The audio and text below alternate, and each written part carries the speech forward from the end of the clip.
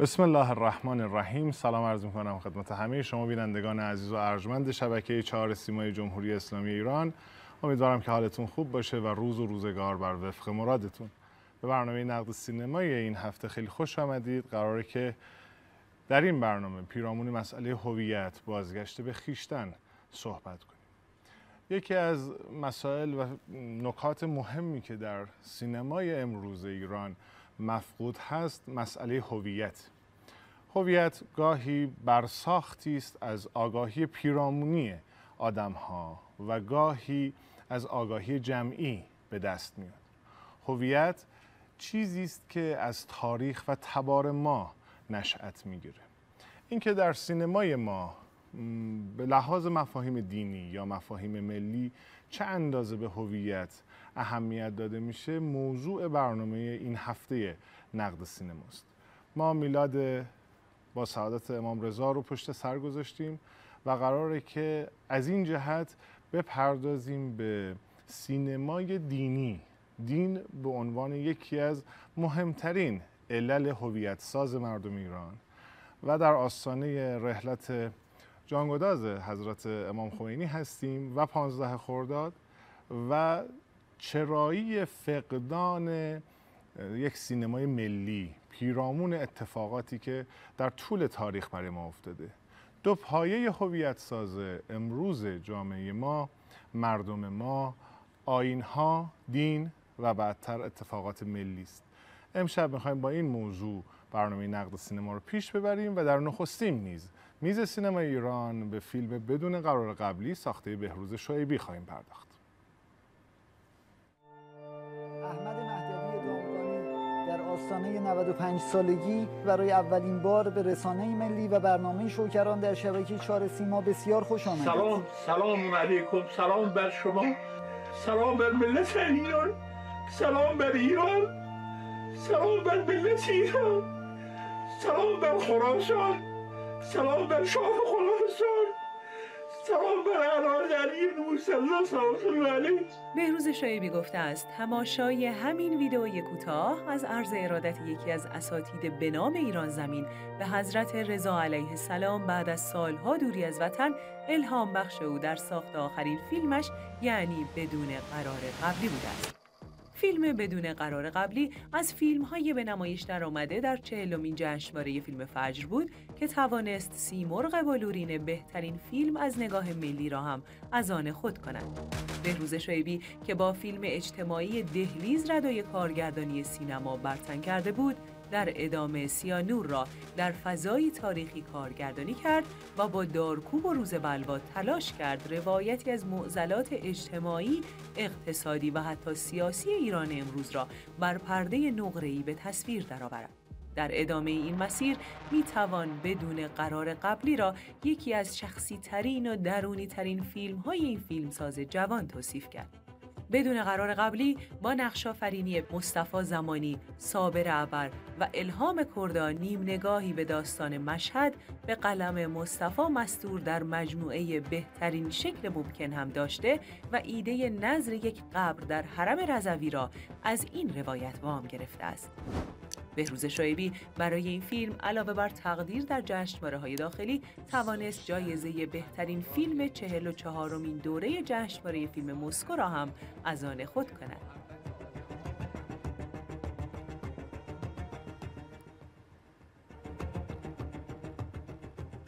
اما فیلم بدون قرار قبلی ساخته بهروز شعیبی در این میزبان محمد صابری عزیز و محمد قربانی بزرگوار هستم. به هر دوی دوستان سلام و شب بخیر عرض می‌کنم. خیلی خوش آمدید و ممنونم که دعوت ما رو پذیرفتید. آقای قربانی بدون قرار قبلی رو چطور دیدید؟ هر دو سلام دارم خدمت شما و بیننده‌های عزیزتون. سریع بریم سر فیلم. بدون قرار قبلی 3 تا مفروض داره و ضربه هاش رو از این در واقع 3 چیزی که فرض گرفته میخوره. اولی شخصیته، دومی تحول شخصیته و سومی حس دینیه.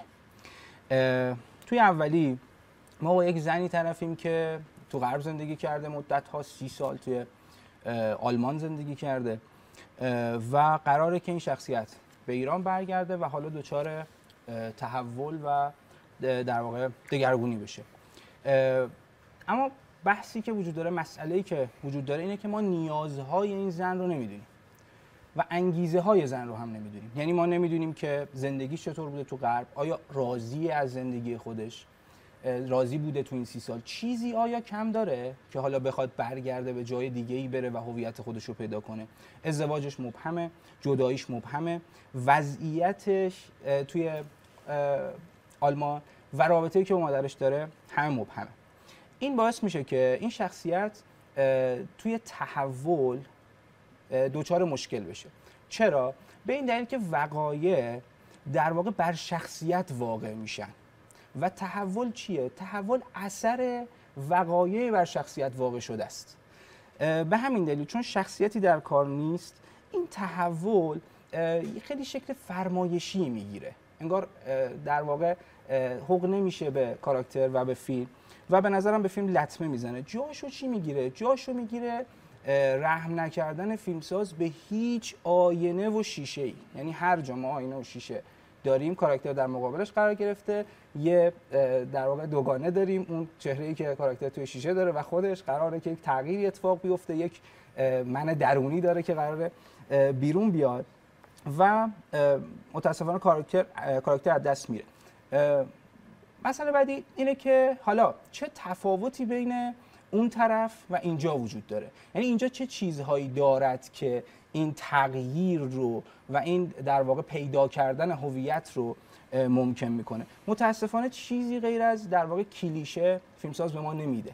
یعنی با نبات و با تار و نمیدونم با حوض و خونه های ایرانی و یه سری تیکه ها که حالا تو اومدی و زن من سرمو کمتر میخوره و کمتر غر میزنه و اینا با تو صحبت میکنه، اینها نمیدهد در واقع چیزی که یک تحولی در این کاراکتر ایجاد کنه. یعنی من منتظر بودم یه هندونه تو حوض یه نفر رها کنه که تیم کامل بشه. علت چیه؟ علت اینه که در واقع به نظرم میرسه که بهروز شعیبی که بسیار فیلمساز قابل احترامیه برای من، این کاراکتر رو نمیشناسه. یعنی زن ایرانی زیست کرده در غرب رو نمیشناسه و اینها به شدت به فیلمش صدمه زده. ممنونم محمد قربانی. محمد جان صابری. منم سلام از ادب دارم خدمت مخاطبین نازنین نقد سینما. خب محمد که خیلی تند و تیز رفت سراغ جزئیات فیلمنامه که منم طبیعتا نقدهای به جزئیات فیلمنامه دارم، منتها برای اعلام نظر خودم از خارج از فضای فیلم و مواجهه خودم با فیلم میخوام شروع بکنم.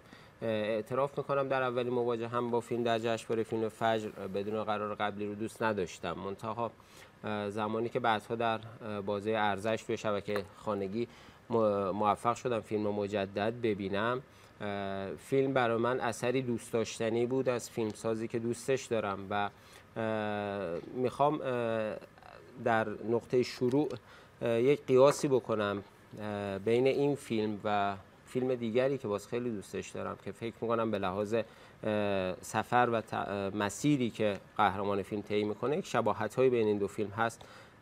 من فیلم بدون قرار قبلی رو خیلی شبیه به جهان داستانی خیلی دور خیلی نزدیک از سیدرضا میرکریمی میدونم و در همین قیاس بین این دو فیلم که هر دو بناس فردی رو از موقعیت انکار به یک موقعیت ایمان یا باور برسونه، احساس میکنم طبیعتا سیدرضا میرکریمی خیلی موفق‌تر عمل کرده، اون رو فیلم موفق‌تری میدونم. منتها چرا فیلم بهروز شعیبی هم تو همین فضا فیلم دوست داشتنیه برای من؟ به دو دلیل. یک این که در کارگردانی بهروز شعیبی رو در فیلم بدون قرار قبلی به نظرم خیلی پخته تر از کارهای قبلیش میتونم ببینم و این برای من امیدوار کننده است. و نکته مهمتر این که در بیان خیلی از مفاهیم کلیدی که در فیلم وجود داره، مثل معجزه، مثل زیارت، مثل هویت، همه اینها به نظرم فیلم یک اندازه‌ای نگه می‌داره که برای من دوست داشتنیه. پیشتر در مورد مفهوم ابتذال توی همین میز صحبت کردیم که ما گاهی توی همه گونه‌ها و ژانرها وقتی سراغ یک موضوع میریم گرفتار ابتذال در بیان مفاهیم میشیم. فیلم بدون قرار قبلی به نظر من موفق شده که توی این ورطه نیفته. من مصرن حالا برخلاف اینکه شما به کلیشه ها اشاره میکنید، حتی به نظرم فیلم در عبور از میان کلیشه ها هم سربلند سعی و سالم عبور میکنه. منتها یه سری نقد هایی دارم که توی فرصت های بعدی به اونها اشاره میکنم. خیلی سپاسگزارم. هویت جمعی ما ایرانی ها خیلی وابسته است به مشهد مقدس و حرم آقا علی ابن موسی رضا. همه مردم ایران، حتی کسانی که شاید به شعائر مذهبی خیلی پایبند نباشند، هم به مشهد سفر میکنند و به زیارت آقا علی ابن موسی رضا میرن. مشهد و حرم امام رضا برای ما یک ملجأ برای هر ایرانی و قطب ایرانه. در همه سالیانی که در سینمای نوین ایران ما نگاه میکنیم حتما گوشه هایی از حرم رضوی رو میبینیم. اینکه چرا در سالهای اخیر کمتر بهش میپردازیم، این خودش یکی از چراهای بزرگ سینمای ایرانه. مشهد و حرم علی ابن موسی رضا برای ما قبله ایرانی است. او سلطان این سرزمینه و سینما، اگر ما این حرم رو، این مسجد شریف رو جای دیگری در جهان داشتیم، مدام پیرامونش فیلم ساخته میشد، اما ما در سینما بهش کم توجهی میکنیم. دوستان من یه مروری کردن تجربه زیارت رضوی رو در آینه سینما. این بخش رو میبینیم و امیدوارم که سینمای ما توجه بیشتری بکنه به قبله ما ایرانی ها.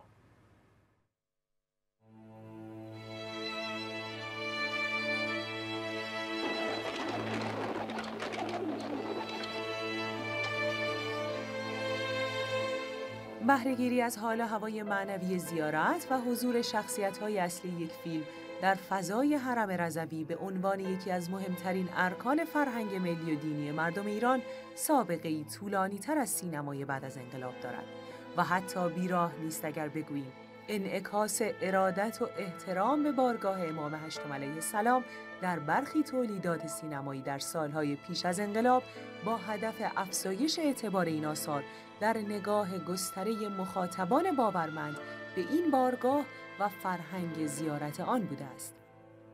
در سالهای بعد از انقلاب بر مبنای برخی ملاحظات ورود گروه‌های فیلمبرداری به حرم امام رضا علیه السلام با محدودیت‌هایی مواجه شد و طی دهه 70 و اوایل دهه 80 شخصیت‌های کمتر فیلم و سریالی به فضای داخلی این بارگاه راه پیدا کردند. در نیمه دهه 80 بود که ابتدا با مستند رضای رضوان مجید مجیدی و در ادامه با سگانه سینمایی رسول صدرعاملی این رویکرد تغییر کرد و بار دیگر پای گروه‌های فیلمبرداری سینمای ایران به حرم مطهر رضوی باز شد. این فضا در فیلم‌های تلویزیونی مانند بیا از گذشته حرف بزنیم به کارگردانی حمید نعمت الله هم انعکاس پیدا کرد و آرام آرام محدودیت‌ها در این حوزه به حداقل رسید. هرچند همچنان سینماگرانی چون مجید مجیدی و مازیار میری نسبت به وجود همین حداقل محدودیت‌ها هم گله‌مند هستند و معتقدند می‌توان با نگاه بازتری نسبت به فرایند حضور فیلمسازان در حریم رضوی از این فرصت فرهنگی حداکثر استفاده را برد. سال 25 میلیون تا 30 میلیون تشرف وجود داره. شما فکر کن چه وزارتیه، چه نگاهیه، چه سرمایه‌ایه. و میگم متأسفانه چون زیر ساختی چیزی وجود نداره اتفاق نمیفته. با این همه اگر بخواهیم در قیاس با میزان ارادت مردم ایران از هر طبقه و فرهنگی نسبت به بارگاه حضرت رضا علیه السلام قضاوت کنیم، سینمای ایران هنوز راهی طولانی برای ادای دین به این بارگاه و مهمتر از آن بازنمایی فرهنگ رضوی بر پرده نقره‌ای پیش روی خود دارد.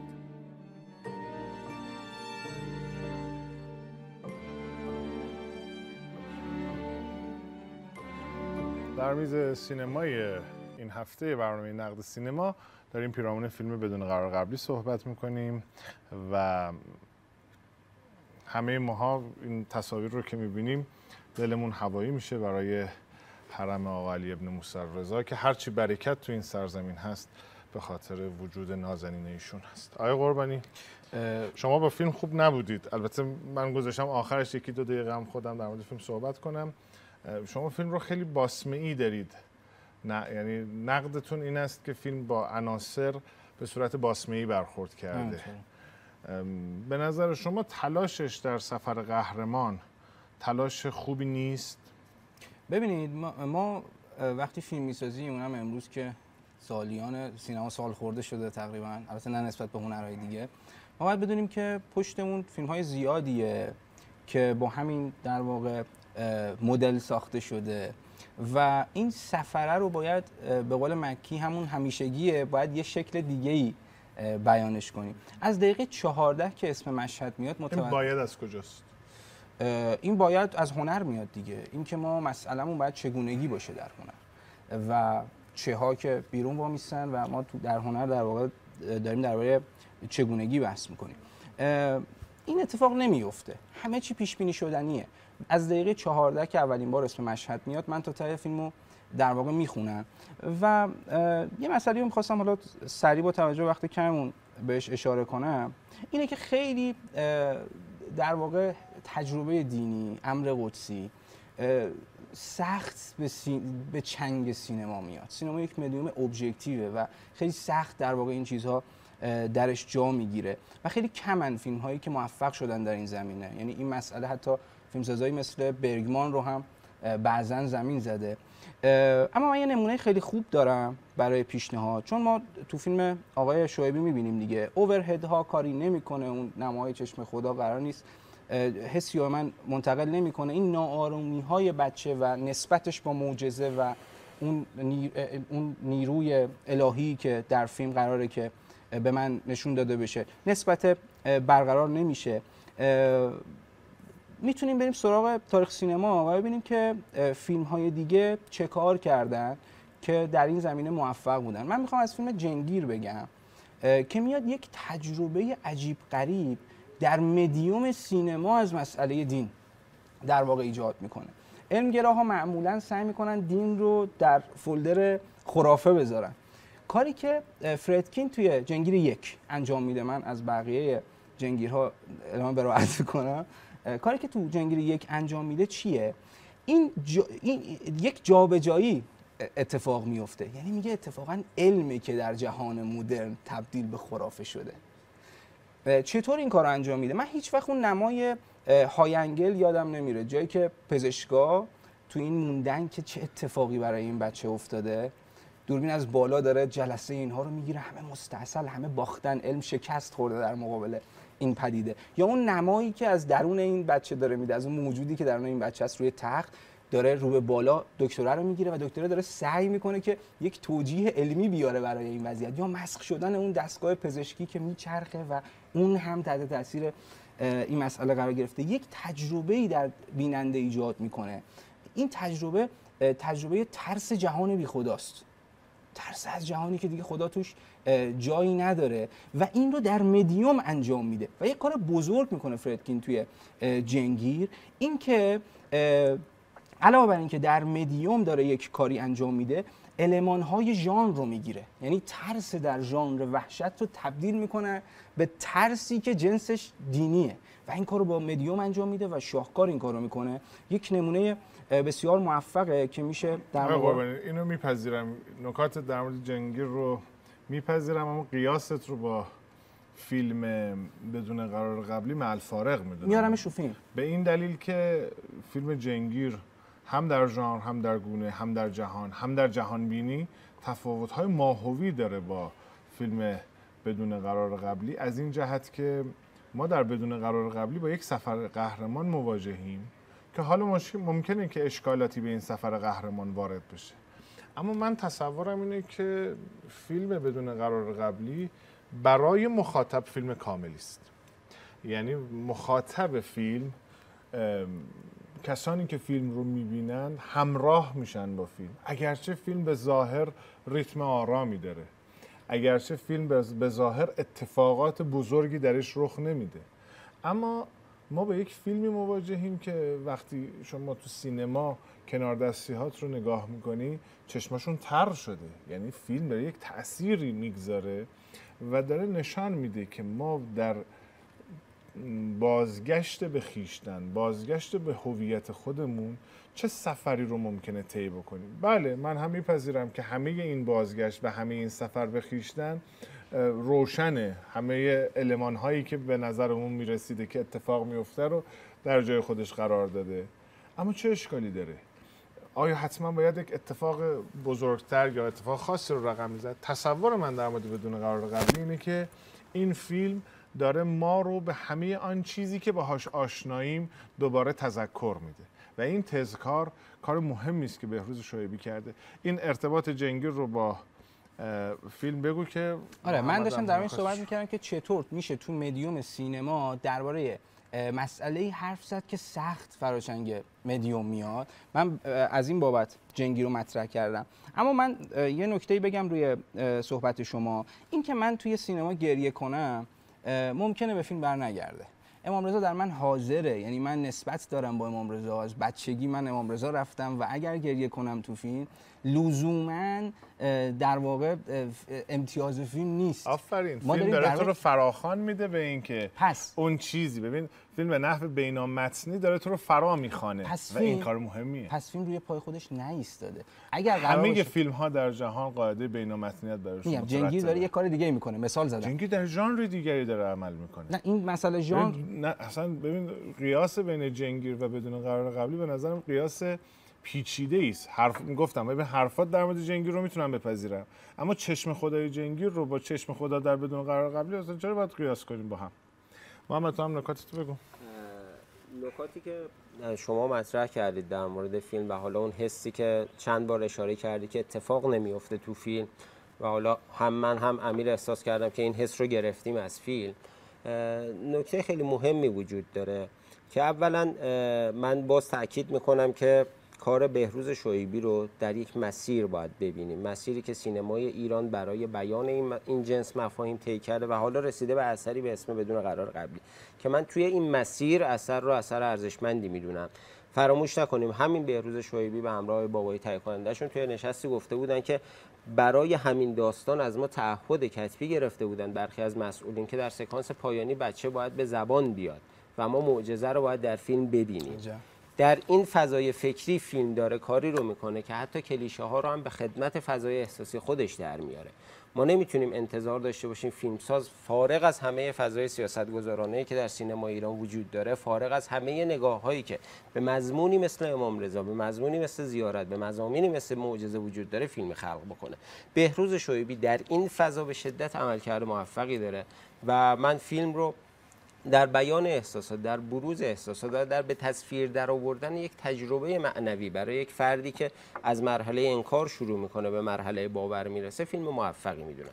این یک نکته است و یک نکته هم دلم نمیاد نگم، مجموع بازی ها در فیلم به نظر من کمک کرده به اتفاقی که در فیلم میفته. منتها یک بازی ویژه و کاراکتر ویژه در فیلم هست به اسم نرگس با بازی الهام کردا که به نظر من به شدت در اون حال خوبی که برای مخاطب رقم میزنه فیلم مؤثره. مخاطب رو دعوت میکنم دوستانی که حالا امشب بحث ما رو دیدن اصلا بد نیست یادآوری هم بکنید فردا شب از شبکه 2 سیما فکر میکنم بناست بازپخش بشه کار بهروز شایبی بدون قرار قبلی. یک بار فیلم رو از زاویه نرگس نگاه بکنن حس میکنم حال خوبی رو دریافت کنن. خیلی سپاسگزارم محمد صابری عزیز، محمد قربانی بزرگوار. بریم به مرور مهمترین اخبار هفته و جدول فروش فیلم ها.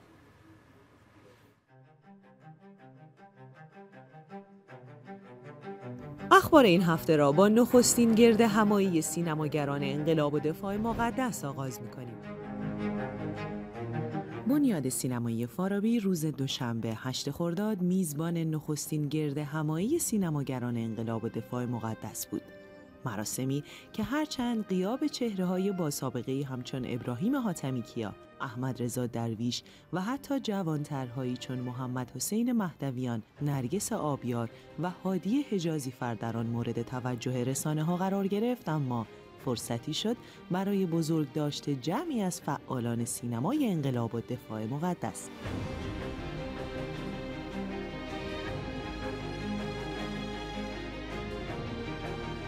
وزیر ارشاد در این آیین همه سینماگران را عضو خانواده انقلاب دانست.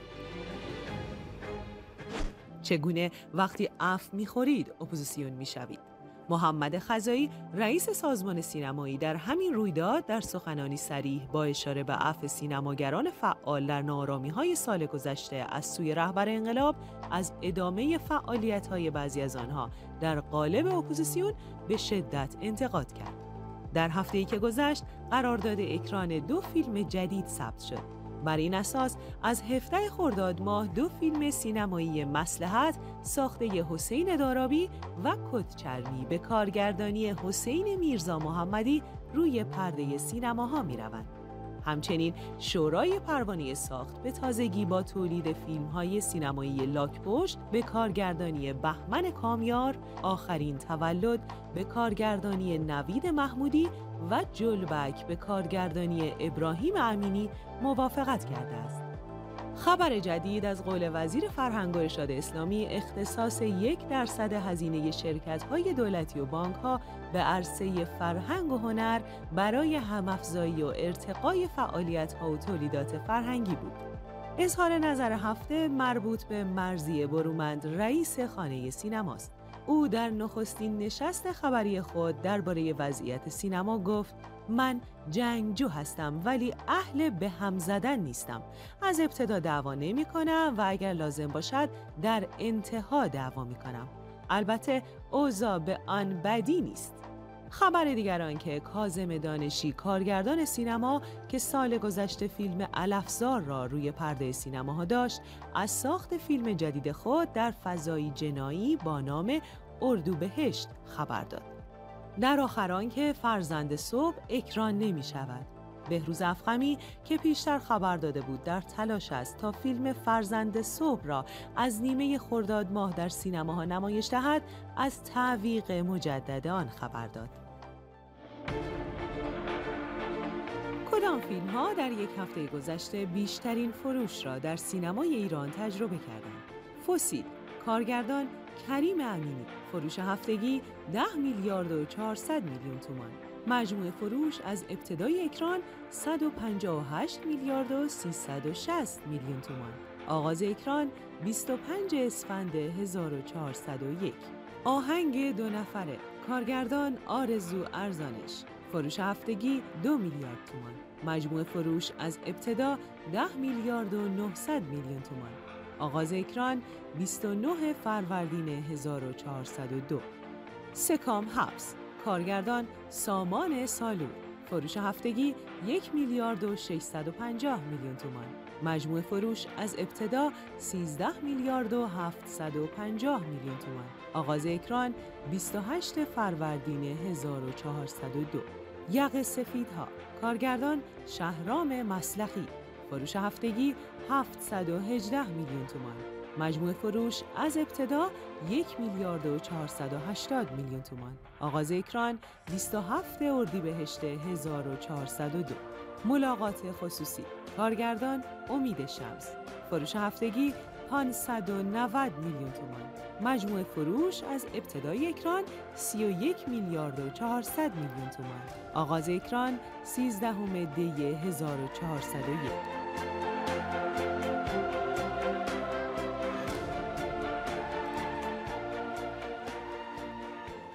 بله، از 17 خرداد قرار که فیلم کدچرمی ساخته حسین میرزا محمدی و مصلحت ساخته حسین دارابی اکران بشه. این که فیلم مصلحت بعد از 2-3 سال قراره که به پرده سینماها بیاد اتفاق مهمی است، از این جهت که فیلم ملتهبی است. نمیخوام در مورد قصهش صحبت کنم، اما هم مصلحت و هم کدچرمی هر دو فیلم هایی هستن که حتما دیدنشون در سینما اتفاق مهمی خواهد بود در ذهن مخاطبانی که اون رو روی پرده سینما خواهند دید. یه نکته دیگه ای که اتفاق افتاده بود توی خبرها هم دیدیم، نخستین گرد همایی فیلمسازان و هنرمندان سینمای دفاع مقدس و انقلاب اسلامی بود. چهره‌های خیلی شاخصی در این گرد همایی حضور داشتند. در سالن زنده یاد عباس کیارستمی فارابی، مجموعه فارابی، این مراسم برگزار شد. در این مراسم هم وزیر محترم ارشاد و هم رئیس سازمان سینمایی نکاتی رو گفتن، اما رئیس سازمان سینمایی روی موضوع فیلم قاچاقی ساختن صحبت کرد. فیلم هایی که پروانه ساخت نمیگیرند و میرند در تولید قرار میگیرند و قطع همکاری هایی که با این گونه فیلم ها رخ میده. برای این کار، برای اینکه فیلم ها همچنان بر رویه دستورالعمل ها پیش برن، نیازمند یک بازنگری هایی هستیم که باید رخ بده. موضوع پروانه ساخت سال هاست که مطرحه در سینمای ایران. به نظرم میرسه که یک بار باید جدی یک نشستی میان مسئولین سازمان سینمایی و سینماگران تشکیل بشه، برگزار بشه و پیرامون این موضوع صحبت کنیم که تعداد فیلم هایی که بدون پروانه ساخت، بدون اطلاع دولتی ساخته میشن، تعدادشون کم بشه. تعبیر فیلم قاچاقی که مسابق همون فیلم زیرزمینی هست، منع کردن و جلو گرفتنش تا یه زمانی شدنیه. از یه جایی به بعد شاید از دستمون در بره اگر از الان تمهیدی برای رسیدن به یک راه حل مشترک نباشه.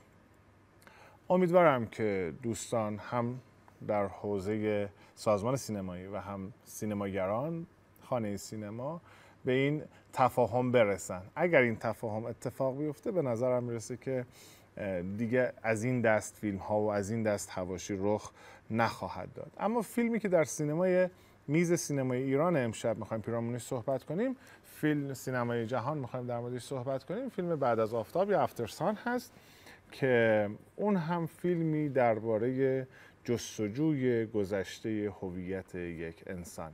با ما همراه باشید.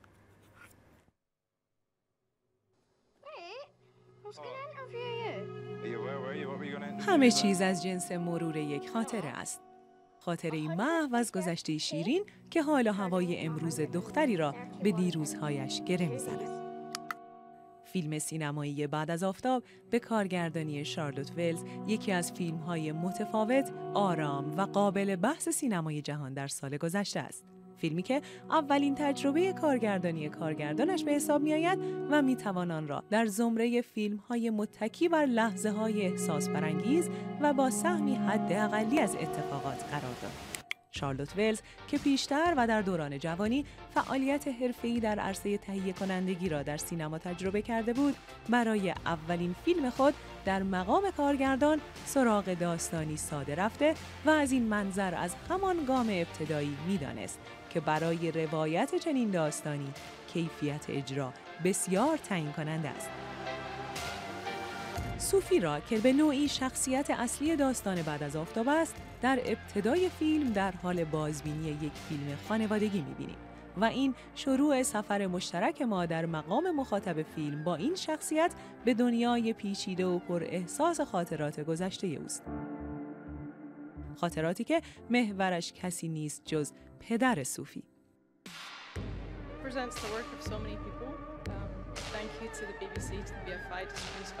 بعد از آفتاب اولین بار در بخش هفته بین المللی منتقدان در جشنواره فیلم کن 2022 به نمایش درآمد و جایزه ویژه هیئت داوران این رویداد را دریافت کرد. این فیلم در ادامه افتخارات متعددی به دست آورد که از میان آنها میتوان به نامزدی دریافت یک جایزه اسکار برای بهترین بازیگر نقش اول مرد اشاره کرد. پاول مسکال و فرانکی کوریو دو بازیگر اصلی فیلم بعد از آفتاب هستند که نقش آفرینی آنها در مقام یک پدر و دختر بار بخشی از شکلگیری فضای احساسی فیلم را به دوش می‌کشد.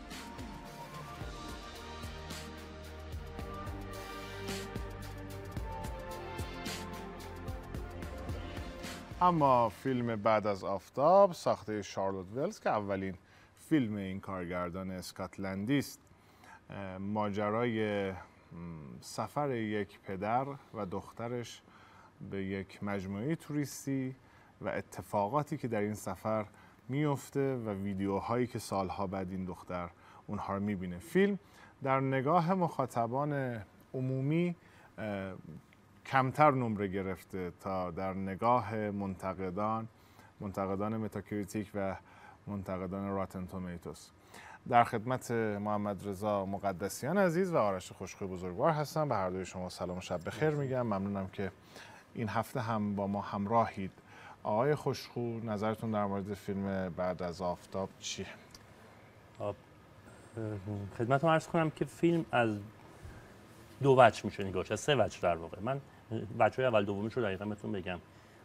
ما یه دختری داریم که داره بزرگ میشه، رو به دنیای بزرگی داره، رو به دنیای نوجوانی داره. یه بچه داستان فیلم روی میچرخه که حالا میشه راجبش صحبت کرد. ولی اون بچه‌ای که برای من خیلی جذابه رابطه پدر و دختریه که تو فیلم‌های این چند ساله ما رابطه پدر، یعنی پرداختن به مقوله پدر تو سینمای اروپا و آمریکا زیاد بوده. همین امسال فیلم کوایت گیر، دختر آرام، این فیلم ایرلندیه راجع به همین رابطه دختر و مردی که جانشین پدر برای این دختر میشه. و داشتم فکر می‌کردم در سریال دلستاواس آخرین بله کلا مفهوم پدر توی سریال‌ها و سینمای آمریکا خیلی زیاده و بعضیشون مثبته، خیلیشون مثبته، یعنی یک نوع حالت دریغ دارن نسبت به این رابطه. و داشتم فکر می‌کردم که این رابطه تو سینمای ما خیلی مخدوشه. بله. هم تو تلویزیون، هم تو سریال‌های پلتفرم‌های خانگی به خصوص که خیلی داره مخدوش میشه و هم تو فیلم‌های ایرانی خیلی مخدوشه. حالا شاید یک بازتابی به فرهنگ پدرسالارانه کهن ما باشه، نمیدونم، اون یه بحث جداست. ولی اون چیزی که من الان می‌بینم این که ما رابطه سالم پدر تو سینما و سریال ایرانی خیلی واقعا کمه و این خیلی جای دریغ داره. بعد شما می‌بینید که توی فیلم انگلیسی اینقدر رابطه پدر و دختر اینقدر دقیق، اینقدر ظریف و اینقدر پیچیده بیان میشه، ولی تو فیلم‌های ما پدر معمولا مزاحمه، پدر گناهکاره، پدر مسبب کسیه که بله مشکلات رو درست کرده، پدر کسیه که درک نمیکنه بچه‌هاشو و این تو همه فیلم‌ها تقریبا وجود داره. بله ما مثلا تو فیلم‌های فرهادی پدرای متفاوتی داریم که حالا مقوله‌اش شده، ولی عموما توی سریال و فیلم‌های ایرانی ما مقوله پدر مخدوشه. این به عنوان مقدمه بحث خدمتتون عرض کردم. حالا بحث بچرخه، من راجع به خود فیلمم خدمتتون خواهم. آقای مقدس. مخلص، به نام خدا، خوشحالم در خدمتتون هستم. مواجهه با فیلم بعد از آفتاب یه مقدار برای من دشوار بود. نبرد بین عقل و احساس. اگر بخوام احساس رو آزاد بذارم، احساسی که مؤلفه های سینمایی رو در نظر نمیگیره و روایتگری سینمایی خیلی براش ملاک نیست، باید بگم رابطه پدر و دختر توی این فیلم واقعا رابطه دلدلی کننده ایه. احساسات رو برمیانگیزه و اتفاقا خیلی واقعیه، خیلی به قول معروف گلدرشت نیست، شعاری نیست و واقعی. در عین حال که پدر با مسئله افسردگی، با مسئله بحران هویت و هر آن چیزی که یک کدهای ریزی توی فیلم در موردش گفته میشه، مثل در واقع تمرکز ویژه‌اش روی مدیتیشن، تایچی، تلاشش برای تجربه این که اگر خودم رو بکشم چه شکلی میشه وقتی میره روی نرده لبه بالکن وای میسه، یا خودکشی ناکام که وقتی به سمت دریا میره، همه اینا رو که نگاه میکنیم میبینیم چقدر با ظرافت درگیری‌های ذهنی پدر رو تصویر میکنه، اما همزمان این پدر بلده در مواجهه با دخترش پدرانگی بکنه. این بخشش برام جذاب. حالا اجرای بازیگرها، متن و کارگردانی و خلق موقعیت که توش اضافه کاری نداره، روابط رو خیلی ریز و ظریف مطرح میکنه، میشه وجه مثبت ماجرا. اما اونجایی که عقل میاد وسط، یه سوالی برای من پیش میاد که خب ما داریم مرور خاطرات در واقع اون سفر به استانبول رو میبینیم و داریم در واقع یاد میکنیم از اینکه تولد 11 سالگی این دختر که نزدیک بوده به تولد 31 سالگی پدرش چه تجربه‌ای رو براش رقم زده و اینکه شیوه روایتش به چه شکله رو در بخش بعد میگم. اما یه سوال پیش میاد بر مبنای اصل احتمال و ضرورت که در فیلم نام نویسی مطرحه. من 2 بار این فیلم رو دیدم و همیشه برام این سوال بود که خب من چرا باید این خاطره رو تماشا بکنم؟ اگه بخوام خیلی تندتر بگم، خب که چی؟ یعنی چه احتمالی باعث می شود که ضرورت مرور این خاطرات در اون مقطع برای دختر که سالها گذشته و به یاد گذشته خودش کرده و فیلم هایی که با دوربین دستی گرفته شده و تصویری که با دوربین ذهنی خودش ثبت کرده رو ادغام کرده و ما نشون میده، مرور بشه؟ چرا باید این اتفاق بیفته؟ احساس میکنم فیلمه بیش از این که بخواد در مورد چرایی حرف بزنه، در مورد چگونگی حرف میزنه، یعنی چگونه این خاطره تداعی میشه. اما باز هم وقتی مبنا رو چگونگی بگیریم که چطور این خاطره رقم خورده و اصلا مهم نیست قبلش چه خبر بوده و بعدش چه خبر بوده، باز اونجا اصل احتمال ضرورت مطرحه. یعنی باید یک جرقه‌ای باشه برای اینکه ما بفهمیم که این آدم باید یاد اون دوره بکنه. مسئله فقدانه. اگه مسئله فقدانه، چرا یه دفعه این فقدانه در این سن، در این موقعیت؟ اگه مسئله نوستالژیه، چرا نوستالژی در این موقعیت؟ اصلا این موقعیت چه ویژگی داره؟ دختره در چه موقعیتی به سر میبره که باید یاد این اتفاق بیفته؟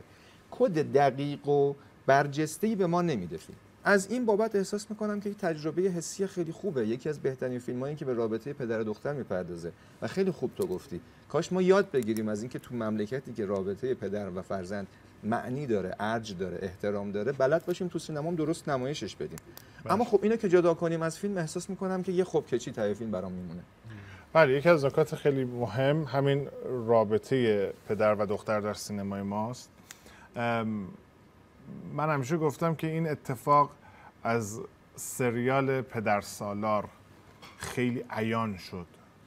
شورش علیه قدرت پدر و ما بعدتر برای اینکه مقام مادر رو بالا نشان بدیم و ببریم بالا، آمدیم وجوه منفی درام رو در حدود 30 سال اخیر مدام حمل کردیم به شخصیت پدر.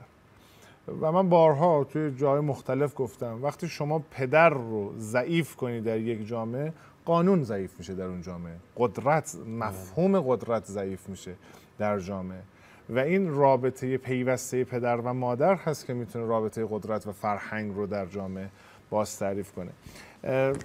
ادرلارا تو کتاب رها و ناهوشیار می نویسم که در مورد جستار نویسی شخصیه یه تفاوتی میذاره میان خود انگار نویسی مموار و جستار روایی. اونجا یه حرف خیلی مهمی میزنه، میگه در جستار روایی اگر جستار موجب تغییر نشده باشه در یک شخصیت، جستاری میشه که پاسخ کچی داره. فیلم بعد از آفتاب برای من خیلی از این جهت جستاره، یعنی یک فیلمی که داره خاطرات گذشتهش رو، شخصیت اصلی، شخصیت دختر تعریف میکنه، مواجهاتش با پدر رو تعریف میکنه.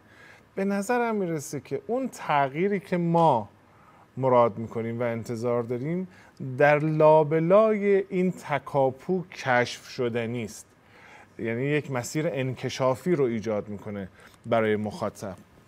ببینید این فیلم خیلی برگرفته از خاطرات شخصی خود خانم شارلوت ولز که در واقع کارگردان فیلمه. همش نه، ولی از به هر حال تجربه شخصی خود خانم ولز هم توش هستش. پس یعنی یک نوع دفترچه خاطر شخصی هم از این لحاظ هستش.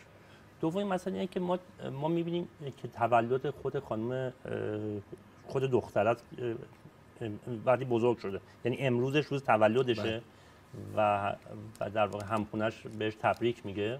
پس در واقع یک بهونه‌ای برای تداعی اون سالا در واقع دستش میاد. اون میخواد تو بین خاطراتش در واقع پدرش رو کشف کنه دوباره. یعنی من بخوام در واقع خیلی مثبت به ماجرا نگاه کنم، ما تلاش یک دختره برای کشف پدرش، برای کشف رابطه پدرش و توی همون فصل‌های انتهایی فیلم همون قالی که توی در واقع ترکیه خریدن پهن اتاقشه. پس یعنی اون پدر فوت کرده. اون پدر فوت کرده در گذشت. حتی ما همین فیلمایی که به طریق پدر گرفته بودیم الان می‌بینیم. پس معلومه اون فیلم‌ها به دست این رسیده. پس ما با یک دریغ روبرویم، با یک از دست دادن روبرو هستیم که مثل همه فقدان‌ها، مثل همه سوگواری‌ها میخواد خب با خاطرات خودش همه جای خالی رو پر کنه، همه جای خالی ارتباط خودش، همون کاری که ما هم میکنیم. ما یکی رو از دست میدیم، تو حافظه‌مون مدت‌ها میگردیم که رابطه‌ام باش چجور بود. حتی میخوایم برای خودمون یک بهونه‌ای برای خود جور کنیم، میگیم اونجا رو حالا کم نذاشتم حداقل یه چنین چیزی. فیلم به هر حال به نظرم این نکته جالبه و خیلی کنش بصری جالبی برای شما فراهم میکنه با دوربین ویدیو که همون سالا تازه شیوع پیدا کرده بوده، با بازتاب‌ها توی پنجره، توی آب استخر، توی آینه، همون حالت در واقع محو بودن خاطره رو برای شما تلقین میکنه و ایجاد میکنه و در نهایت یک تجربه بصری خیلی به نظر من کامل و خوب برای شما فراهم میکنه. من از دیدن این فیلم واقعا لذت بردم. حالا نمیخوام بگم شاهکاره، به هیچ وجه شاهکاره، همون در واقع نقصانایی که شما میگید تا حدی وجود داره. یعنی شاید برای اینکه شاهکار باشه باید فیلم بهونه‌های روایتی بهتری به دست شما میداد، ولی به هر حال فیلمی این که کنش تصویری خیلی خوبی داره به نظر من و بازی‌های فوق‌العاده خوب و ما با یک پدر جوون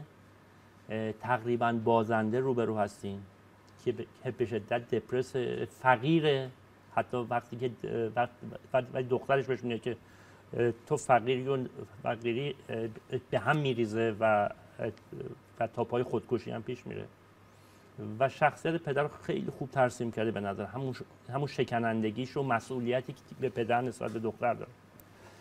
من به نظرم فیلم افترسان یا همون پس از آفتاب یکی از فیلم‌های خوب امسال بود. یعنی ما بخوایم امسال 5-6 تا فیلم خوب تو سال 2022 بخوایم بگیم، به نظرم یکیش افترسان بود. کار خیلی سختی داریم برای اینکه بتونیم فیلم‌ها رو انتخاب کنیم. من اجازه دارم بحثمو مطرح کنم؟ بله خواهش می‌کنم.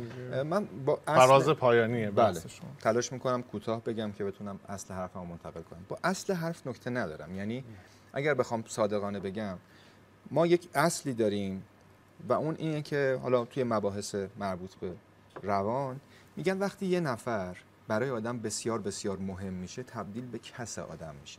وقتی تبدیل به کس آدم میشه جزئی از ما، جزئی از هویت ما، انگار مثل یکی از اعضای بدن ماست. خب اینو من میفهمم که در واقع مرور خاطرات انگار که داره تجربه زندگی میکنه با پدری که فقدانش حس میشه. بله. اگر از مفهوم انعکاس توی فیلم استفاده میشه که شما به خوبی بهش اشاره کردین، یعنی انعکاس در آینه، انعکاس در خود دوربین هندیکم که داره انعکاس ذهنی رو منتقل میکنه و حتی انعکاس توی تصویر لامپ تلویزیون، یعنی جایی که روی یه سری از کتاب‌ها تاکید میکنه و میبینیم در واقع داره این مفهوم رو منتقل میکنه. فقدان هم قابل بررسیه.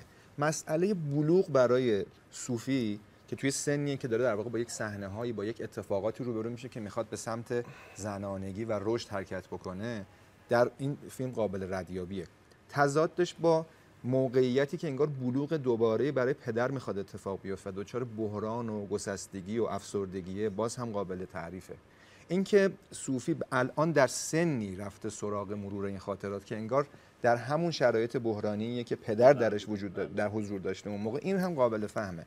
اما یه سوال پیش میاد، همه اینها یک مقدمه نیاز داره. من فقط به عنوان بخش پایانی میخوام رو این تاکید بکنم که خب صوفی تولد داشته، سالهای دیگه هم تولد داشته، چرا امسال؟ چرا توی این موقعیت؟ یک سال شده دیگه. چرا؟ خب همین دیگه، ما باید یه ضرورتی حس بکنیم. الان این چیزی که من به فیلم اضافه کردم کمک کردم که این قرینه سازی سن و سال رو برجسته کنم. آیا صادقانه توی فیلم این برجستگی وجود داره؟ آیا تأکید روش صورت میگیره که حداقل من یه نقطه عزیمتی داشته باشم که از اونجا بگم خب حالا وقتشه که این کارو بکنیم؟ برای من این معنی رو مینیمالیست من به نظر مینیمال بودن با ناقص بودن یه ذره فرق میکنه. من متوجه منظور شما هستم، ولی کلا فیلمیه که رو هیچ چیزی تاکید نمیکنه.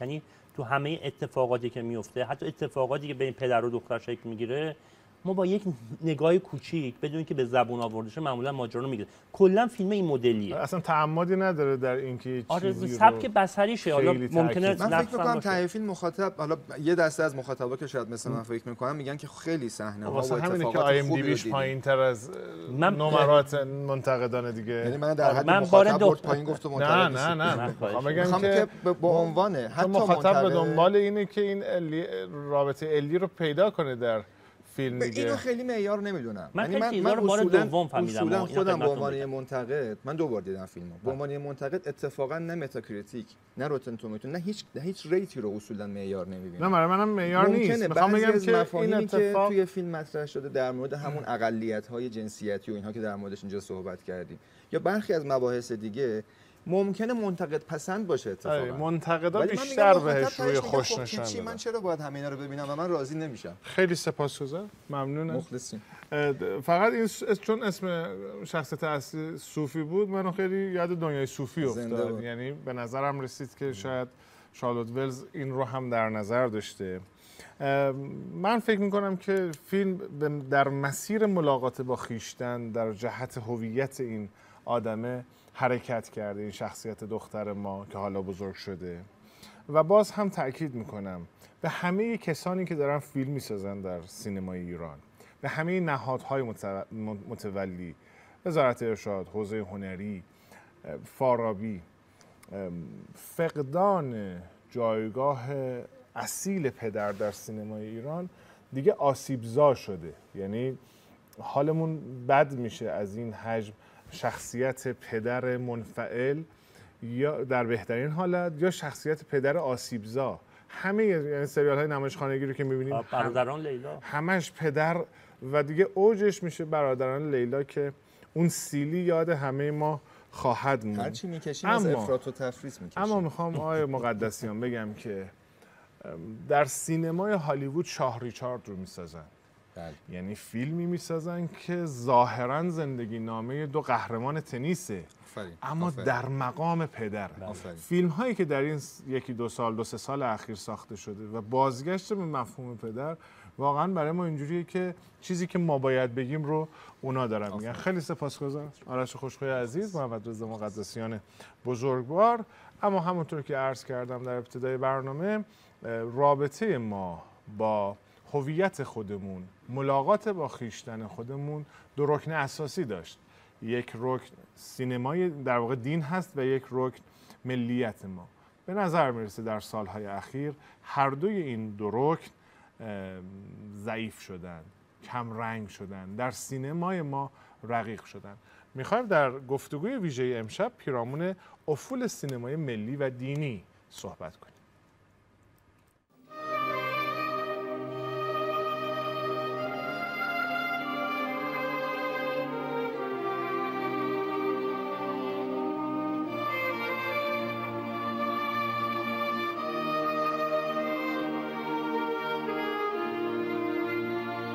قلم رنجه بفرمایید، گرچه این زیر پای شأن استادان هنر نیست. استاد تویی.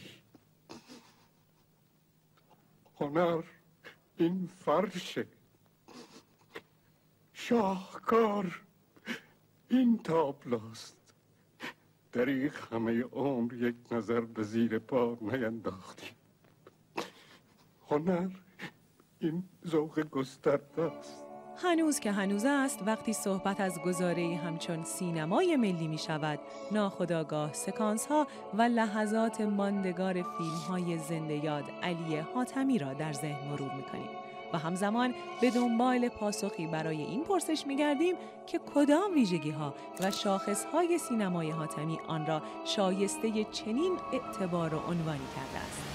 در یک برداشت عمومی احتمالاً فیلم‌هایی را می‌توانیم در زمره سینمای ملی قرار بدهیم که شمای کلی و یا نشانه‌هایی از آن با مفاهیمی همچون وطن و ارق ملی ارتباط مستقیم داشته باشد. همین پرسش درباره مفهوم سینمای دینی هم بارها مطرح شده و مدام این سوال مورد واکاوی قرار می‌گیرد که آیا سینما الزاماً به واسطه بازنمایی نمادهای دینی و مذهبی می‌تواند پسوند دینی به خود بگیرد یا اطلاق چنین عنوانی نیاز به پیش شرط‌های دیگری هم دارد؟ واقعیت اما این است که اگر کارنامه سینمای ایران در دهه‌های گذشته را مرور کنیم، با این واقعیت مواجه می‌شویم که تمرکز بیش از اندازه روی این قبیل پرسش‌های بنیادین حتی سهم همان ظواهر و نشانه‌ها را هم در ویترین آثار سینماگران به حداقل رسانده است. فیلم‌های شاخص سینمای ایران در سال‌های اخیر هرچند در نگاه عمومی همگی برخواسته از فرهنگ و زیست ایرانی و اسلامی خالقانشان محسوب می‌شوند و بی تردید ارتباط مخاطبان با آنها در فضای یک فهم فرهنگی مشترک رقم می‌خورد، اما آیا می‌توان بر اساس شاخص‌های قابل تعریف نسبت هر یک از این آثار را با مفاهیمی همچون سینمای ملی و سینمای دینی سنجید؟ به بیان دیگر، سهم نشانه‌ها و مضامین مرتبط با فرهنگ ملی و دینی ایران از ویترین سینمای ایران چقدر است؟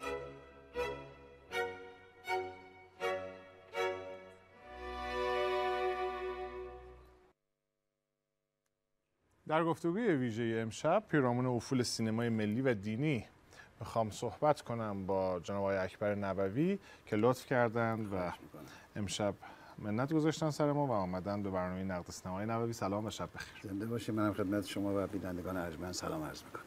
آقای نبوی، آخرین باری که ما توفیق داشتیم شما رو در برنامه نقد سینما داشته باشیم پیرامون فقدان سینمای سیاسی صحبت کردیم. به بهانه ولادت آقای ابن موسی رضا و در آستانه رحلت حضرت امام و 15 خرداد من به این فکر کردم که گویی در سالهای اخیر سینمای ایران یک فاصله‌ای گرفته با هویت مردم ایران، هویتی که دو بارشگاه اصلی داره، یکی دین و دیگری ملیت. ما روی پرده سینمامون دیگه این سالها کمتر امام رضا میبینیم و در سینمای ملیمون هیچ وقت سراغ 15 خرداد نرفتیم، هیچ وقت سراغ خیلی شخصیت‌های مهم فرهنگیمون نرفتیم. بله، با نام و یاد او که همه اوست. ببینید جناب آقای مافی عزیز، سینما یک پدیده اجتماعیه به هر حال. درست خودش مستقلاً قابل تعریفه، ابعاد ویژه خودش رو داره، اما در عین حال یک پدیده اجتماعی است و داد و ستد داره میکنه به شکل پیوسته با جامعه زیستی خودش. میخوام عرض بکنم که از این جمله این استفاده رو بکنم که فقدان فیلم هایی که حالا ازش با تعبیر فیلم دارای مؤلفه های ملی و همینطور فیلم هایی که دارای مؤلفه های دینی هستن، اگر احیانا فقدانشون به این شکل پررنگ احساس میشه که شما مطرح فرمودین، بخش قابل توجهش برمیگرده به فضای زیستی جامعه که سینما هم داره تو اون فضا تنفس میکنه و جدا نیست. این البته هم میتونه یک نقطه، یک به اصطلاح ارتباط جامعه شناختی سینما با جامعه باشه، اما در اینها میتونه یک ضعف هم تلقی بشه، چون بنا نیست سینما با موج اجتماعی انقدر خودش رو چیز بکنه، همراه بکنه. سینما میتونه مستقل از موج اجتماعی خودش موج ایجاد بکنه. مفروضی که شما میفرمایید یعنی این که ما از منظر شما جامعه ای رو داریم که اختشاش پیدا یافته با مفاهیم هویت سازش. حتما عناصر مخدوش ساز کم نبودن طی این سالها در جامعه، حتما کم نبودن. ببینید، نمیدونم جا داره این رو عرض بکنم یا نه، ولی به ناچار باید در حد یک جمله بگم. اگر این آماری که اعلام می شود توسط بعضی از مسئولان رسمی کشور، میزان مهاجرت ها رو دارن میگن، رفتن ها رو دارن میگن، خب بخشش برمیگرده به اینکه انگار تعلقات ملی داره کاهش پیدا میکنه و این یک زنگ خطر جدی است. اینو به عنوان یک تلنگر فقط خواستم بگم که سینما داره تو همچین جامعه‌ای تنفس میکنه. اما در ارتباط با بذارید از این نگذاریم، آیا سینمایی که با این جامعه در ارتباطه، اگر مفروض شما رو بپذیریم، آیا وظیفه‌ش این نیستش که امید ببخشه؟ عرض کردم دیگه، اینو من خودم عرض کردم که اگر سینما خیلی بخواد این همراهی رو به اصطلاح صورت بده، بعد دیگه اونجا پدیده مستقل خودش داره زیر سوال میبره. چون پدیده مستقل سینما یعنی این که بتونه مؤلفه های مورد نیاز جامعه رو برای حرکت رو به جلوی این جامعه اینا رو خوب بشناسه، خلأها رو هم بشناسه و متناسب با اون نیاز، متناسب با اون به اصطلاح بخش فرهنگی سینما سعی کنه اون خلأها رو پوشش بده، از جمله همین مواردی که به اصطلاح مطرح شد. در مورد سینمای دینی هم فکر میکنم که یک کمی من نگاهم و تعریفم با تعاریف موجود از سینمای دینی متفاوته. بر مبنای تعریف من خیلی از فیلم ها رو میشه دینی، یا بخش قابل توجهی از فیلم ها رو میشه دینی تلقی فیلم سینما ایران رو، حتی سینمای ایران رو. من اتفاقا چون بحث همین بود یک یادداشتی که سال 75 نوشتم رو آوردم. اتفاقا بحث اساس عنوان سرمقالم سینمای دینیه. بله. اگر لازم شه تیکایی رو میخونم چه نگاهی من دارم به سینمای دینی و این مؤلفه‌هایی که برای سینمای دینی ازش به اصطلاح استفاده میشه. من بالای 80-90% رو قبول ندارم. معتقدم که مؤلفه‌هایی که بر یکی دو تا از شاخصش میفهمید. بله. مؤلفه‌هایی که بر مبناش میشه سینمای دینی رو تعریف کرد و ازش نام برد، در چیزی که دوستان از این مؤلفه‌ها یاد میکنن، دین رو در یک فضای بسته و زیغ دارن تعریف میکنن. من تعریف خودم از دین بگم، تعریف شخصی خودم رو از دین، شاید اون موقع به سینمای دینی که میرسیم یک کمکی روشن‌تر بشه بیان من، یعنی فهمش و انتقال معنا. دین از دید من از ناحیه پروردگار برای تعریف و تنظیم رابطه انسان با خودش، یعنی انسان قرار تعریف بشه توسط دین و رابطه انسان با خودش تعریف و تنظیم بشه. تعریف و تنظیم رابطه انسان با جهان هستیه. جهان هستی حتی این میز رو هم در بر میگیره، این صندلی هم در بر میگیره، جاندار و بیجان رو در بر میگیره. هستی هم این بی انتهایی هستی هم منظورم هست، نه فقط کره زمین. و تعریف میکنه رابطه و تنظیم میکنه، تعریف و تنظیم میکنه رابطه انسان رو با خداوند. با این تعریف دین اساساً گسترش خیلی پهناوره، شاید بشه گفت بی انتهاست. بر مبنای همین تعریف اون موقع یک منظومه هایی از نظام های معرفتی دین داره برای انسان. بله. اخلاق یکی از نظام های معرفتی، احکام یکی از اون نظام هاست تو اون منظومه به اصطلاح گسترده و خیلی دامنه دار. بر این مبنا خب بله، فیلمی مثل فرض بفرمایید روز واقع یک فیلم دینی است که مصداق دینی هم درش مطرح. بله. از منظر من فیلمی مثل روسری آبی هم دینی است، چون یک عشق پاک رو داره مطرح میکنه. این چند تا نکته رو بخونم براتون. من در قالب چند تا پرسش مطرح کردم برای فروردین 75 به بهانه برگزاری نخستین هم‌اندیش دین از چشم سینما توسط حوزه هنری. بله. حالا تا شما اون رو خواهش می‌کنم بیارید من دو تا نکته بگم. یکی این که اگر بخوام شیطنت کنم شاید بگم که اون سرمقاله‌ای که شما سال 1375 نوشتید آیا همچنان 1402 کار میکنه؟ یک. دو اینکه این نکته، یعنی این نگاه پهناوری که به مقوله دین کردید که من اینگونه ترجمهش میکنم و همیشه در موردش صحبت میکنم که وضعیت ما با خیشتن، با دیگری، انسان و با جهان، که این دیگری خدا رو هم شامل میشه به عنوان دیگری اعلی. این جهان بینی ها رو میسازه و یکی از ورودی های جهان ساخته شدن جهان بینی دین است. دین با سه پایه خودش، اخلاق به عنوان گستره وسیعش، ایمان و اعتقادات یا عقاید و در رأسش احکام یا شریعت. ما در رأسش اعتقاده. حالا اینو باید بشه تو شیوه در مورد صحبت کنم. اما من معتقدم که سهم کمترش احکامه. فیلم هایی که به این سه حوزه میپردازن دارن به دین میپردازن. خب من هم مخالفم فیلمی که صرفاً مصداق دینی باشد فیلم دینی است. فیلمی که صرفاً مصداق انقلابی داشته باشد انقلابی است یا ملی باشه.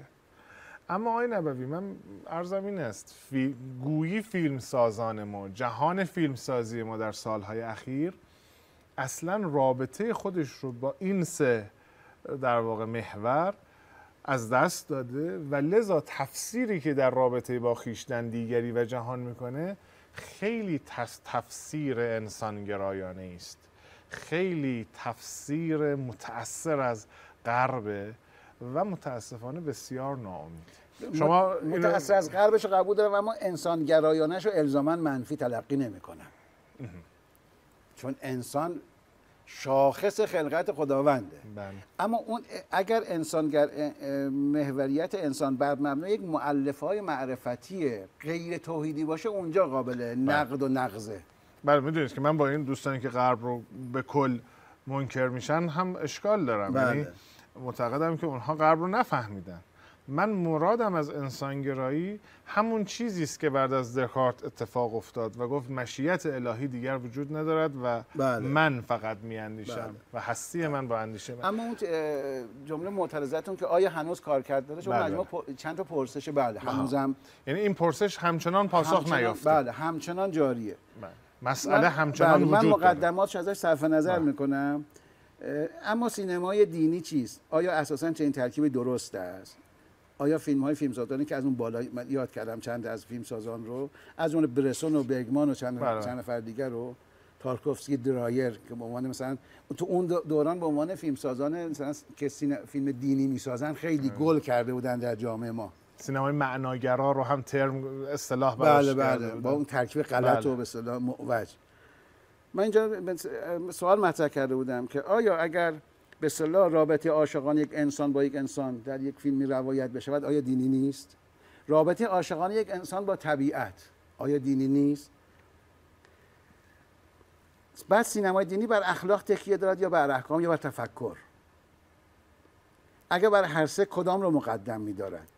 اخلاق قشری را میپذیرد یا باطنی یا درونی را؟ و چند تا نقطه. ببینید بر مبنای اون تعریفی که من عرض کردم، سینمای دینی به نظرم خیلی به نسبت گذشته خودش کمرنگ نشده به لحاظ کمیت عددی. آره به لحاظ کمیت عددی. اما سینمای ملی، بله سینمای ملی به نظرم به شدت ما از سینمای ملیمون، البته ما سینمای ملی که نداشتیم. قبل از اینکه وارد سینما ملی بشیم اگر اجازه بدید یه بخش رو بعد ببینیم. پیرامون معرفی کتاب هست.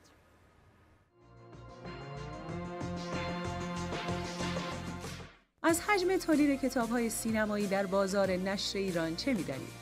درباره سهم انواع مختلف مکتوبات و پژوهش‌های سینمایی از ویترین کتاب فروشی‌ها چطور؟ یکی از کارکردهای فرهنگنامه در زمینه‌های مختلف گردآوری داده‌های آماری در پاسخ به سوالاتی از این دست است. کتابشناسی سینما در ایران عنوان یکی از پژوهش‌های جذاب درباره مشخصات و فهرست کامل بالغ بر 2800 کتاب سینمایی منتشر شده در ایران در حد فاصل سال‌های 1306 تا 1394 است که برای هر علاقه‌مند سینما و پژوهشگر این حوزه می‌تواند یک مرجع پرکاربرد باشد. اصغر یوسفی نژاد، کارگردان فقید سینمای ایران، پیش از ورود به عرصه کارگردانی از چهره‌های فعال در حوزه پژوهش و نقد سینما بود که بخشی از تلاش‌هایش در قالب همین کتاب ارزشمند به بار نشسته است. ناشر این مجموعه در مقدمه آن تاکید کرده است: با چاپ این کتاب به پاسخی در خور دست یافتیم تا به کسانی که میگویند کتاب سینمایی بازار ندارد یا ناشران علاقه‌ای به انتشار کتاب‌های سینمایی ندارند یادآور شویم که خیلی هم این گونه نیست. آمار نشان می‌دهد سالانه حدود 34 عنوان کتاب سینمایی منتشر شده است که به هر حال اگر رقم بزرگی نباشد رقم کوچکی هم نیست. کتاب شناسی سینما در ایران را انتشارات روزنه کار در 832 صفحه و در سال 94 روانه بازار کتاب کرده است.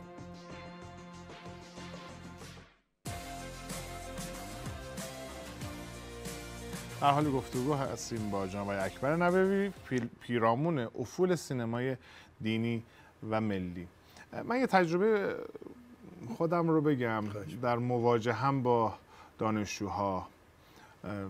آقای نبوی، اولش که در مورد دین باشون صحبت میکنیم خیلی هاشون مقاومت میکنن، خیلی هاشون. اما وقتی که بیشتر و عمیق‌تر و همدلانه با مسائل اونها باشون مواجه میشی، این رو میبینی که در میان این قشر جوان ما هم دین همچنان میتونه روزنه داشته باشه، اونها رو در بر بگیره و ما با جامعه دینداری مواجهیم. من تصورم اینه که قاطبه جامعه ما دیندار هست. ممکنه که غر داشته باشه، ممکنه که نارضایتی داشته باشه، اما در بطون مردم ایران دینداری وجود داره و این اتفاقا گره خورده با ملیت ما. شما فرمودید که فیلم هایی که در سالهای اخیر ساخته میشه به نظرتون میاد که فیلم های دینی هم بوده. بله. اما فیلم ملی نداشت. ببینید ما اصلا اولا میخواستم عرض بکنم که جریان سینمای ملی که اصلا تو این کشور نداشتیم ما هیچ موقع. چون بعضی دوستان متاسفانه تصورشون است که ما جریان سینما ملی داشتیم. ما فیلم هایی داشتیم که میتونستیم ازش به عنوان فیلم ملی یاد بکنیم، اما ما جریان سینمای ملی نداشتیم. حالا در فقدانش بخوایم تأسف بخوریم که یه زمانی داشتیم، حالا چقدر بد که نداریم. نه ما اصلا نداشتیم که افول برش مترتب باشه. ما جریان سینمای ملی نداشتیم، کما که جریان سینمای دینی به اون مفهومی که بازم دوستان میگوین نداشتیم. البته به اعتقاد ما بعد از انقلاب سینمای دینی با جریان تبدیل شد، با یک به اصطلاح تکثر در موضوعات مختلف، با نگاه‌های گوناگون. حتی اگر کارگردان قصدش هم نبوده که فیلم دینی بسازه. بسیاری از آثار سینمای اجتماعی ما تو به اصطلاح طبقه بندی فیلم دینی قابل طبقه بندی هستن و قابل تعریف هستن، اما سینمای ملی نداشته متاسفانه. به دلایلش هم خیلی به نظرم زیاده. سینمای ملی منطقاً بایستی مؤلفه های ملی من رو، نه الزاماً همه رو، اما چند مؤلفه و شاخصه حداقل بنیادین رو بتونه در خودش بازتاب بده، یه شکلی نمایندگی بکنه. مثلا فرض بفرمایید کاری که اوزو میزوگوچی و کوروساوا تو سینمای ژاپن انجام میدن، یا رای مثلا به تعبیر در سینمای هند انجام میده. من وقتی که کار یاساجیرو اوزو رو میبینم یا کنجی میزوگوچی رو میبینم یا مثلا کوروساوا رو میبینم، فرهنگ ژاپنی نه به الزاما به خاطر اون به اصطلاح سامورایی ها در کارهای کوروساوا، صرفا نه به خاطر مصداق، بله نه، جهان معنایی که داره عرضه میشه. سریال های تاریخی کره جزء سریال های ملی کره محسوب میشه، از جومونگ شما بگیرید تا این سریال های تاریخشون به سریال به اصطلاح معاصرشونه. ما در سینمامون نداریم، کم داریم، خیلی کم داریم. چرا نداریم؟ دلیلش شاید برمیگرده به این که ما آنقدر به لحاظ تاریخی غرق در مؤلفه های ملیمون هستیم، خیلی غرقیم. اینو دارید به تسامح میگید؟ نه ببینید آقای مثبت دارید. این مثبتی است که در جای خودش داره منفی میشه. من یه سفری رفته بودم جایی از کشورهای اروپایی، یک آقای پیرمردی کشیش بود، حالا تو یک وضعیت دیگری زندگی میکرد، یعنی کار کشیشی انجام نمیداد. تشکیلی آشنا شدیم با هم دیگه. زبان فارسی هم علاقه من بود یاد بگیره. کتابایی که یه صفحه فرانسه به زبان فرانسه بود، اشعار شاعران معاصر ایرانی رو میخوند، یه صفحه هم فارسی بود که فارسی یاد بگیره. به من گفت شهر ما رو کجا رفتی؟ گفتم فلان جا، موزه هنر معاصرتون. بعد گفتش که چند جا نرفتیم، یه قرار شد یه نیم روزی ما با هم بریم، به من نشون بده. یه رفتیم یه ساختمان به اصطلاح یک اداره دارایی شهرشون بود و سرویس‌های متنوعی از شیر بود. همینطور داشت با من تعریف می‌کرد، یه دفعه ایستاد. گفت ببخشید اکبر، تو از کشور پرسپولیس میای، با اون تاریخ ما اینو داریم بهش بنازیم. ما غرق در یک تاریخیم آقای مافی، هممون. مثل که به شکل طبیعی ما متوجه خورشید هستیم در روز، غرقیم در خورشید. این در جای خودش درسته، اما در جای خودش نادرسته. اجازه دارم که مخالفت کنم.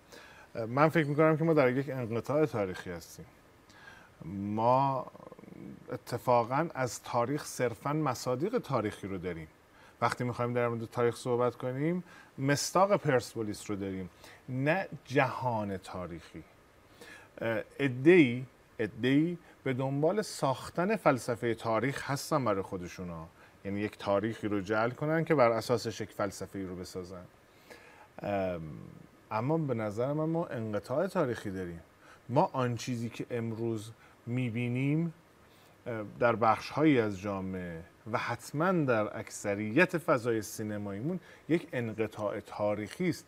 ما مسائل ملیمون رو هم تفسیر سیاست زده میکنیم، همونطور که ما دین رو هم تفسیر سیاست زده میکنیم.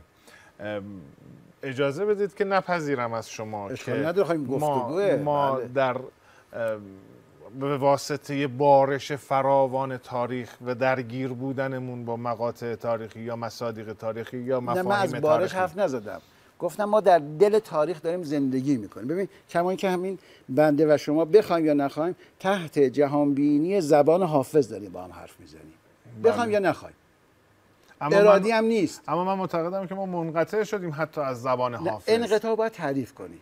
منم تا یک جایی ممکنه با بخشی از چیزی که شما میفرمایید انقطاع یک مؤلفه‌های شما برشمارید، من بگم بله منم موافقم. نخواستم این رو به عنوان توجیهگر فقدان فیلم ملی ازش یاد بکنم. من اعتراض دارم به اینکه ما فیلم ملی خوب نداریم. اما شما مثبت دارید. نه یعنی شما از دل یک پدیده مثبت دارید یک نقد رو بیان می‌کنید. من یک به اصطلاح موقعیت زیست اجتماعی رو ازش حرف زدم. بله. که این زیست در دل یک تاریخ داره اتفاق میفته، اما حالا آگاه خودش به اون تاریخ یا آگاه نیست خودش به اون تاریخ، اون بحث دیگری است. بله من هم معتقدم، تو همین مجله مرحوم بارها هم سالها گذشته هم نوشتم، این به صدای سالهای اخیرم بحث کردم. منتها نکته بسیار مهمی که وجود داره جناب آقای مافی عزیز، ما وقتی که از سینمای ملی یا از فیلم ملی حرف میزنیم از خودمون باید یک سوال بپرسیم. اگر سینما رو به عنوان یک مؤلفه ادبی هم تلقی بکنیم که پایی در ادبیات داره، ما چقدر ادبیات ملی داریم به معنای امروز؟ بله. چقدر تولیدات ادبیاتمون ملی هست. یک نکته اینه. نکته دوم این هستش که مراکزی که از دانشکده‌های سینمایی شما بگیرین تا مراکز تولید فیلم مثل حوزه هنری، مثل اوج، مثل فارابی، مثل سازمان سینمایی، مثل تصویر شهرداری و خب چقدر اینها دغدغه فیلم ملی و سینمای ملی دارن؟ ظاهرا که دارن. اما بذارید من شما رو ارجاع بدم به آغاز گفتگو. شما فرمودید که یکی از دلایلی که امروز ما فیلم دینی و ملی نداریم به این واسطه است که شرایطش رو نداریم. این یعنی اینکه ما یعنی جامعه اینگونه نیست. این یعنی اینکه ما یک انقطاع تاریخی پیدا کردیم با تاریخمون، حالا ملیت و در واقع دین به عنوان دو رکن اساسی هویت سازمون. اما تو فراز دوم فرمایشتون فرمودید که این به خاطر مستغرق بودن ما در تاریخ است. بخش دومش برمیگرده بازم به همون نکته که تو بحث سینما. بذارید سوال معذرت میخوام. ببینید تلخه و سخته، شاید یک تلقی‌های منفی بشه از حرف من. الان مسئولان جمهوری اسلامی چقدر دغدغه‌های ملی پررنگ دارن؟ ظاهراً که دارن که عملاً مهمه. بله. ببینید رهبری الان قریب 12-13 سال بحث اقتصاد مقاومتی رو تو اشکال مختلف دارن مطرح میکنن. اقتصاد این کشور بر مبنای اراده ملی تحقق پیدا کرد، 20% 30% از اون اقتصاد به اصطلاح مقاومتی پیدا نکرد. به خاطر اینکه همه دولت‌ها آقای نبوی به دنبال انجام دادن یه سری پروژه‌ن. همونطوری که نهادهای فرهنگی ما وقتی وارد یک مسئولیت میشن به دنبال انجام دادن پروژه‌ن. اینا روز اول که رو صندلی میشینن به فکر روز آخرشونن، نه به فکر مسیر. عیب نداره. فقط میخوام پروژه رو انجام بدن. همون پروژه رو چقدر ملی تعریف میکنن؟ نمیکنن. چون پروژه ملی تعریف کردن، پروژه دینی تعریف کردن، هزینه سازه، هزینه بره. میگه خب آقای نبوی ما در سینمایی داریم تنفس میکنیم که شما در هیچ کدام از فیلمهاش پرچم ایران رو نمیبینید. این مصداقی ترین شکل نشان دادن ارق و هویت ملی ماست. شما در فیلم‌های هالیوود استاد منید. شما در فیلم‌های هالیوود، در سریال‌های هالیوود به بهانه و بی بهانه مدام پرچم آمریکا رو می‌بینید. شما مدام با هویت آمریکاییشون مواجهید. اما ما انگار فیلمساز ما، جهان فیلمساز ما میخواد فاصله بگیره از این پرچم. میخواد نبینه این پرچم رو و یه جاهای اتفاقا پرچم رو میذارن در همین فیلم های سالهای اخیر، یه جایی پرچم رو میذارن که اتفاقا میخوان تخفیف بدن ماجرا رو، میخوان تنزیل کنن اون میخوان یه بحران رو نشون بدن، میخوان یک تاریکی رو نشان بدن. آقای مافی عزیز ببینید از هالیوود مثال میزنید. بله هالیوود ملی ترین و متعهدترین سینما در دنیا. ملی که میگم منظورم ملیت امریکاییه. شما از سینمای شرق مثال زدید دیگه. من به خاطر از هالیوود گفتم، به خاطر ملموس بودنش. سینما شرق هم افول کرد دیگه. ژاپن میزوگوچی و تمام شدن. الان سینما ژاپن میگه ملیه. اما هنوز تو انیمیشنشون میازاکی داره انیمیشن میسازه و حاضر نمیشه فیلمشو بده به ونیز. ولی سینمای امریکا، ببین سینمای امریکا در یک نظام همبسته داره تولیداتشو عرضه میکنه. هالیوود به زعم من یعنی کاخ سفید، کاخ سفید یعنی هالیوود. بله. هالیوود یعنی وزارت خارجه امریکا، وزارت خارجه امریکا یعنی هالیوود. ارتششونه دیگه. هالیوود یعنی پنتاگون، پنتاگون یعنی هالیوود. بله. هالیوود یعنی CIA، CIA یعنی هالیوود. یک نظام همبسته است. اما اینجا همه دارن همدیگه رو به اصطلاح چیز میکنن، رد و طرد میکنن به یک اعتبار. بله. خب الان دعوا بر سر این است که کی انقلابی تر است. خدا خیرتون بده. یعنی ما من چند هفته پیش در لفافه گفتم آقای نبوی، الان دعواست میان گروه هایی که انقلابی هن.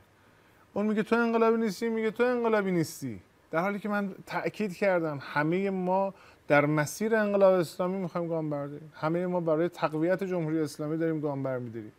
اما وقتی که ما انکار کنیم همدیگه رو، حالا فیلمسازهایی که دل در گرو ندارند رو بذاریم کنار، همین فیلمسازها و متولیانی که دل در گرو دارند هم در پی انکار همن. بله، به دلیل اینکه یک جریان شبه روشنفکری سنگین بر این کشور سالهای ساله، البته ریشه‌اش از مشروطه است، به وجود آمده و سنگینی داره میکنه و این جریان شبه روشنفکری از ملیت حرف زدن براش خیلی فضیلت نیست و بپذیریم که سینما تو همین فضاست. ببین من از سینما دارم که جزء علایقم باشه ناچارم دفاع بکنم. من که بدجور به این سینمای کشورمون نقد وارد میدونم، نقدای جدی و سهمگین دارم به این سینما و آثارش. اما وقتی که بحث از سینمای ملی و دینی میشه، من ناچار میشم بیام در موضع سینما قرار بگیرم. به چه دلیل؟ به دلیل اینکه من میگم خب آیا همه اجزای کشور دارن کارشون درست انجام میدن؟ آقای نبوی بذارید نپذیرم و بگم این فرافکنی از نظر من. نه میگم اگر همه اجزای این سیستم کار خودش رو درست انجام نده، مفروض بگیریم، آیا سینما نباید کار خودش رو درست انجام بده؟ من به شما خواهم گفت که به اعتقاد من سینمای ایران نسبت به سایر نهادهای اجتماعی خیلی بیشتر خدمت کرده به این کشور.